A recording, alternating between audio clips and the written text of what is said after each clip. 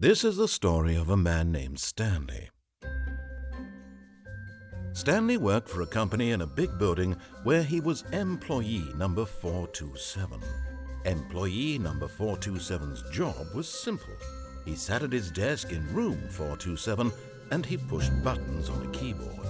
Orders came to him through a monitor on his desk, telling him what buttons to push, how long to push them, and in what order. This is what employee 427 did every day of every month of every year. And although others might have considered it soul-rending, Stanley relished every moment that the orders came in, as though he had been made exactly for this job. And Stanley was happy.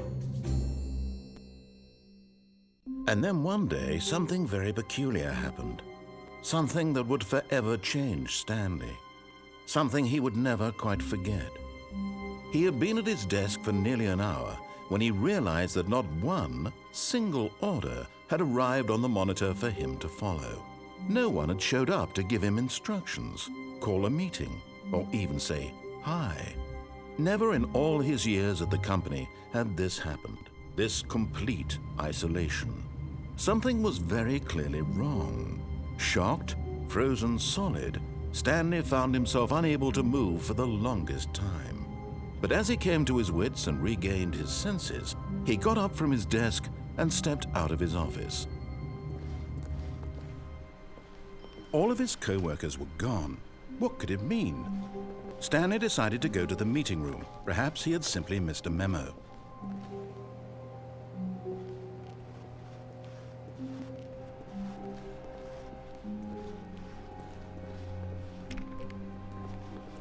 When Stanley came to a set of 2 open doors, he entered the door on his left.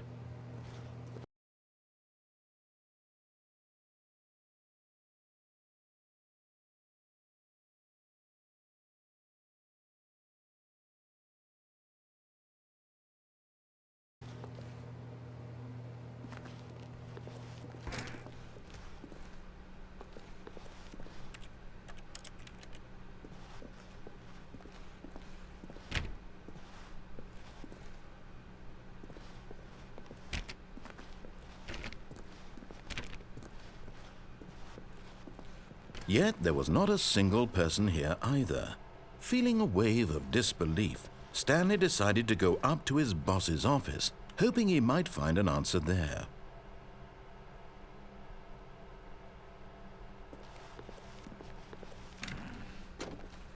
Stanley stepped into the broom closet, but there was nothing here, so he turned around and got back on track.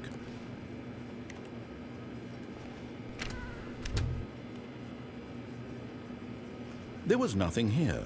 No choice to make, no path to follow, just an empty broom closet. No reason to still be here. Coming to a staircase, Stanley walked upstairs to his boss's office.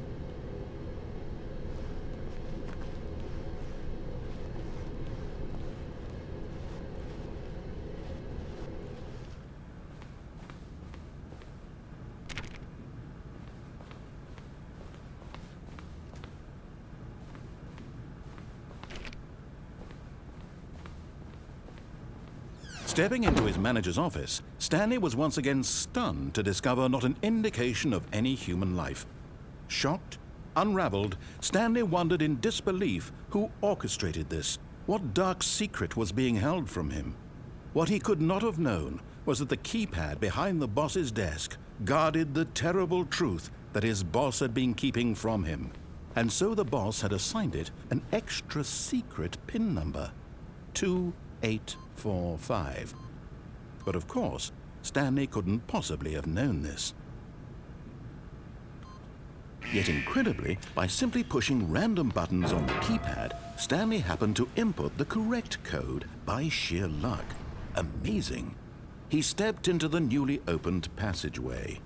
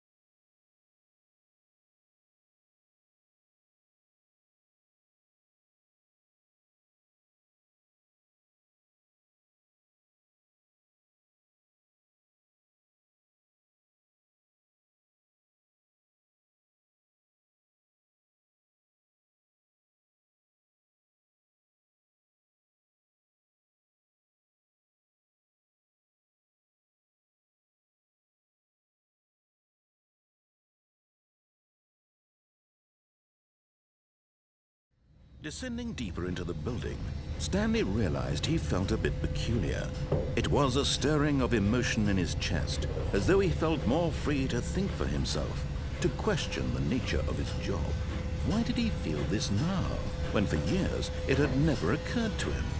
This question would not go unanswered for long. Stanley walked straight ahead through the large door that read Mind Control Facility.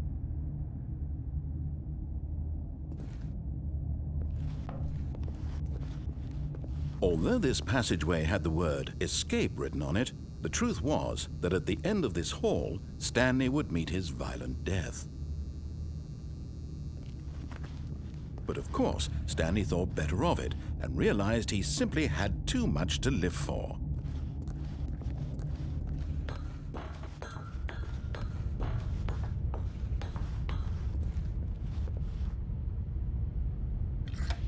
The lights rose on an enormous room packed with television screens. What horrible secret did this place hold? Stanley thought to himself. Did he have the strength to find out?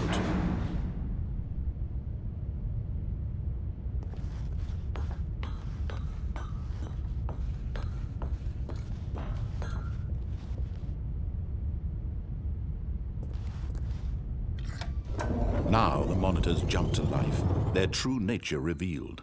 Each bore the number of an employee in the building, Stanley's co-workers. The lives of so many individuals reduced to images on a screen, and Stanley, one of them, eternally monitored in this place where freedom meant nothing.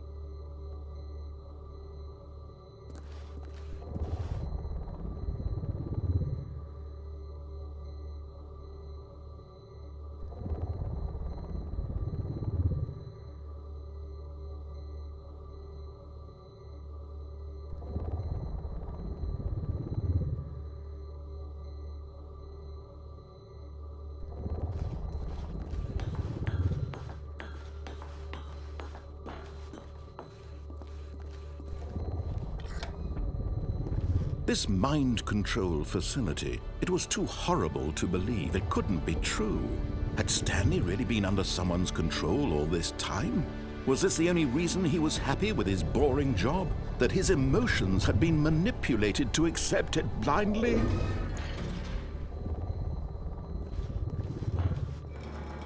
No, he refused to believe it. He couldn't accept it. His own life in someone else's control? Never!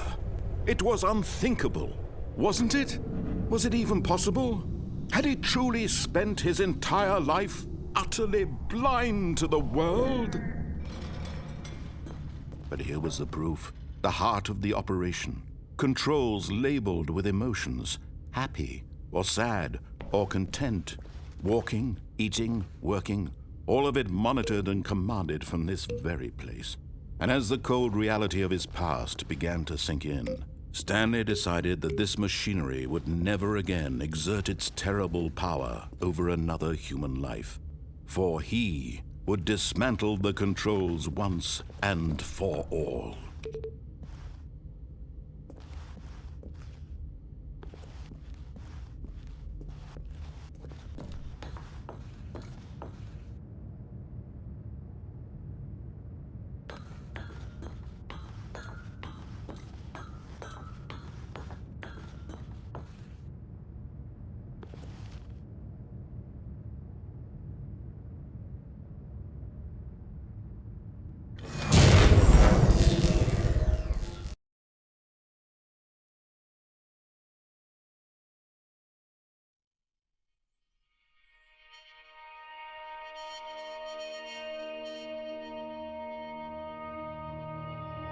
Blackness, and a rising chill of uncertainty. Was it over?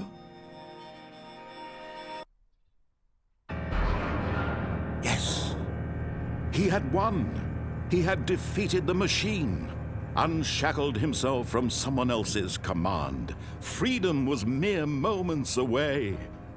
And yet, even as the immense door slowly opened, Stanley reflected on how many puzzles still lay unsolved. Where had his co-workers gone? How had he been freed from the machine's grasp? What other mysteries did this strange building hold? But as sunlight streamed into the chamber, he realized none of this mattered to him, for it was not knowledge or even power that he had been seeking, but happiness. Perhaps his goal had not been to understand, but to let go. No longer would anyone tell him where to go, what to do, or how to feel. Whatever life he lives, it will be his. And that was all he needed to know. It was perhaps the only thing worth knowing. Stanley stepped through the open door.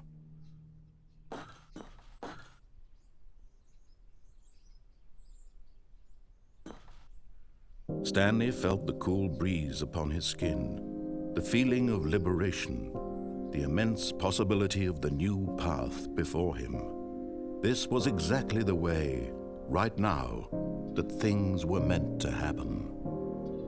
And Stanley was happy.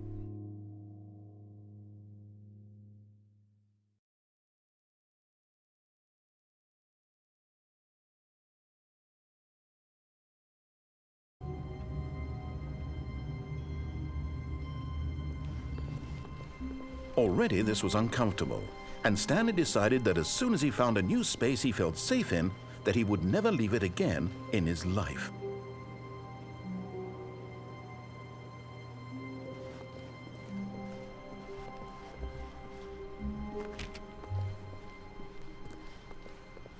When Stanley came to a set of 2 open doors, he entered the door on his left.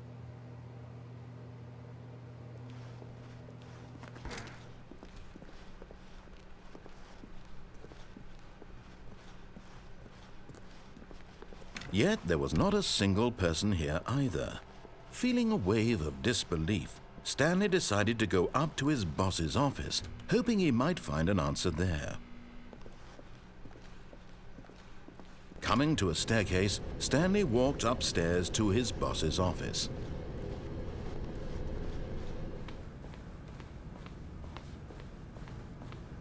Stepping into his manager's office, Stanley was once again stunned to discover not an indication of any human life. What could it mean? Stanley wondered aloud to nobody. He began wildly tearing through papers on the boss's desk, pulling books off the shelf, looking behind paintings, desperate for clues to his situation. But his attention was caught by a keypad behind the boss's desk. What could its purpose be? In fact, this keypad guarded the terrible secret that lay buried below his feet, and so the boss had assigned it an extra secret PIN number. Stanley was in such a rush to get through the story as quickly as possible, he didn't even have a single minute to just let the narrator talk. That kind of anxiety isn't healthy, so he relaxed for a few moments with some calming New Age music.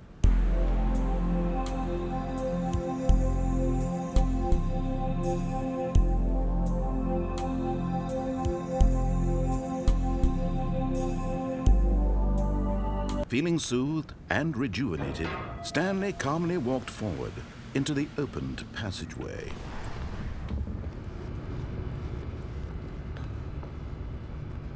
Stanley walked straight ahead through the large door that read Mind Control Facility.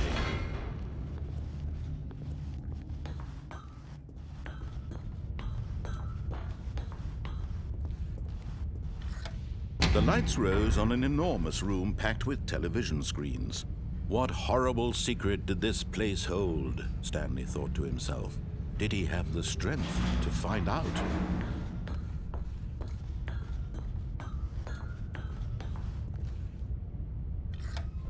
Now the monitors jumped to life, their true nature revealed. Each bore the number of an employee in the building, Stanley's co-workers.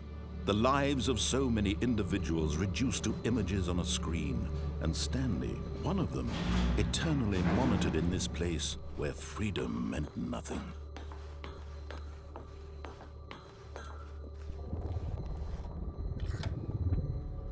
This mind control facility, it was too horrible to believe. It couldn't be true. Had Stanley really been under someone's control all this time? Was this the only reason he was happy with his boring job? That his emotions had been manipulated to accept it blindly? No, he refused to believe it. He couldn't accept it. His own life in someone else's control? Never! It was unthinkable, wasn't it? Was it even possible? Had he truly spent his entire life utterly blind to the world?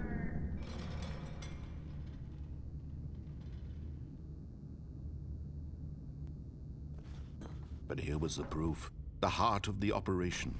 Controls labeled with emotions. Happy, or sad, or content. Walking, eating, working. All of it monitored and commanded from this very place. And as the cold reality of his past began to sink in, Stanley decided that this machinery would never again exert its terrible power over another human life. For he would dismantle the controls once and for all.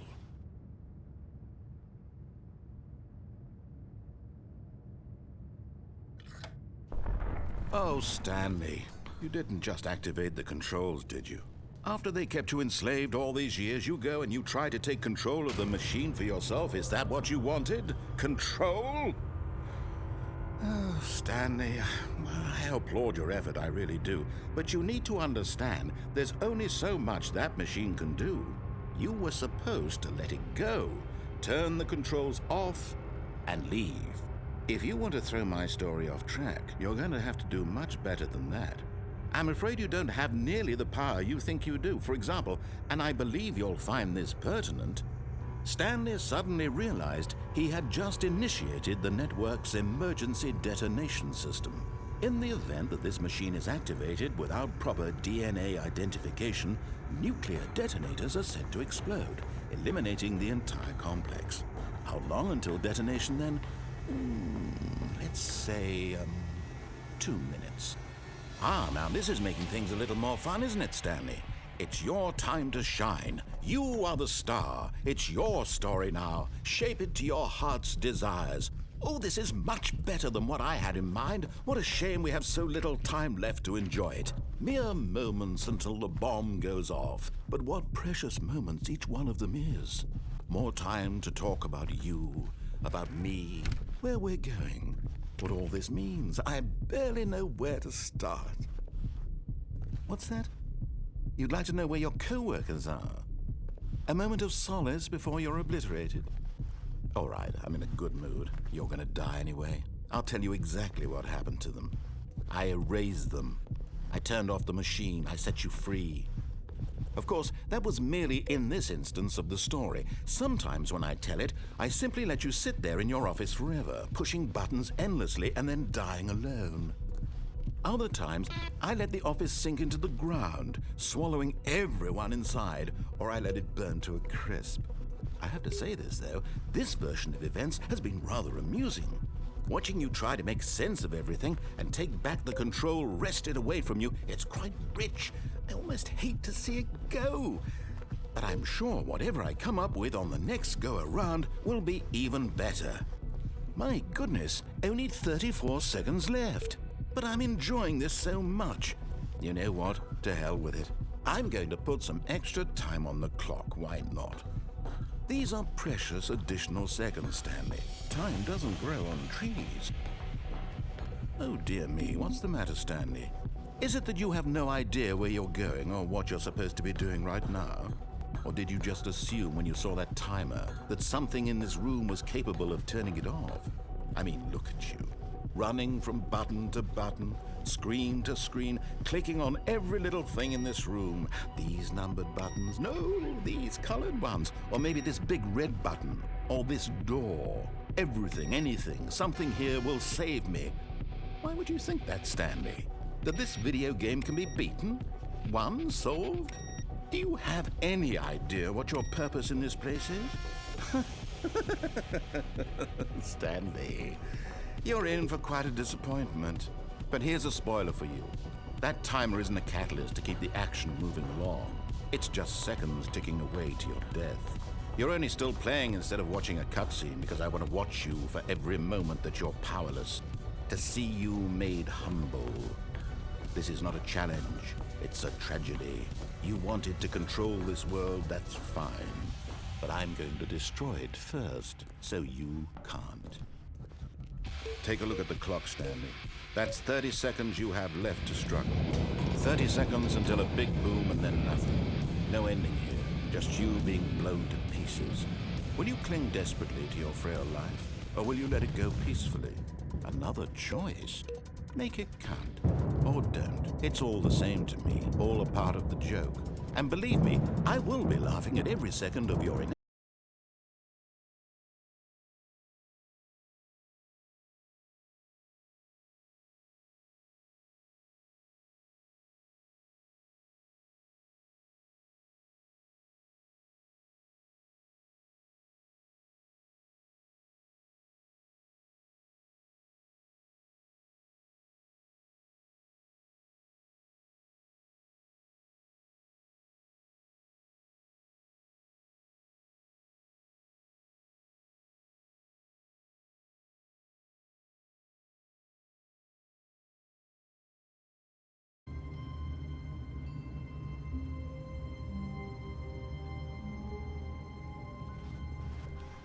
The meeting room. Yes, that's where everyone would be. Stanley just needed to get to the meeting room, and from then on, he would never be alone ever again.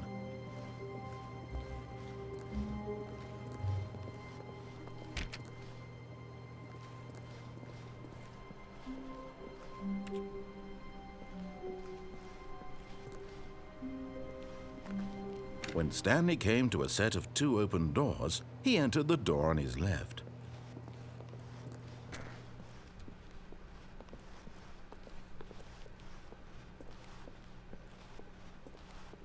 Yet there was not a single person here either. Feeling a wave of disbelief, Stanley decided to go up to his boss's office. Coming to a staircase, Stanley walked upstairs to his boss's office.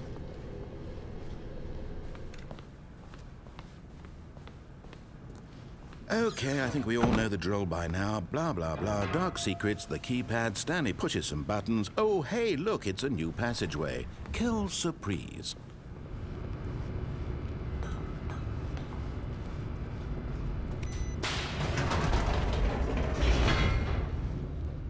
Stanley walked straight ahead through the large door that read Mind Control Facility.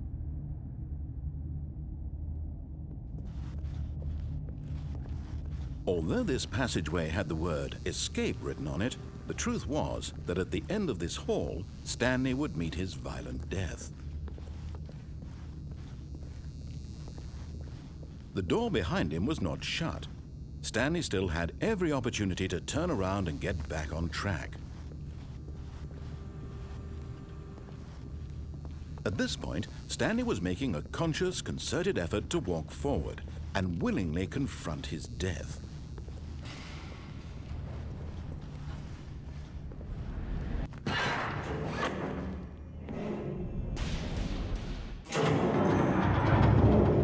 As the machine whirred into motion and Stanley was inched closer and closer to his demise, it reflected that his life had been of no consequence whatsoever. Stanley can't see the bigger picture. He doesn't know the real story, trapped forever in his narrow vision of what this world is. Perhaps his death was of no great loss, like plucking the eyeballs from a blind man. So he resigned and willingly accepted this violent end to his brief and shallow life.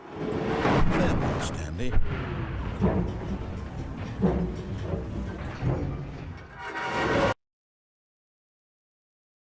"Farewell, Stanley," cried the narrator, as Stanley was led helplessly into the enormous metal jaws.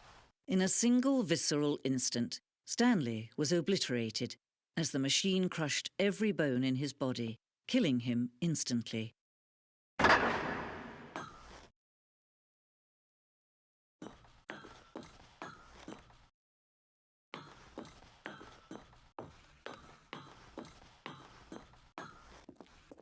And yet it would be just a few minutes before Stanley would restart the game, back in his office, as alive as ever. What exactly did the narrator think he was going to accomplish? When every path you can walk has been created for you long in advance, death becomes meaningless, making life the same. Do you see now? Do you see that Stanley was already dead from the moment he hit start?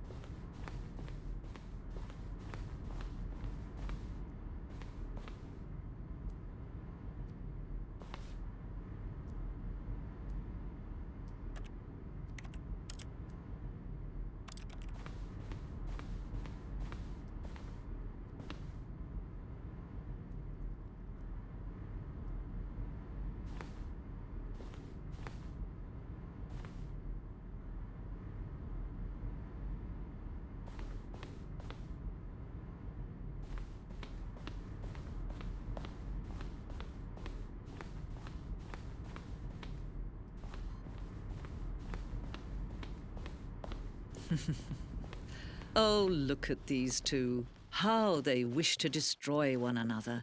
How they wish to control one another. How they both wish to be free. Can you see? Can you see how much they need one another? No, perhaps not. Sometimes these things cannot be seen. But listen to me. You can still save these two. You can stop the program before they both fail. Push escape and press quit. There's no other way to beat this game. As long as you move forward, you'll be walking someone else's path. stop now would be your only true choice. Whatever you do, choose it. Don't let time choose for you. Don't let time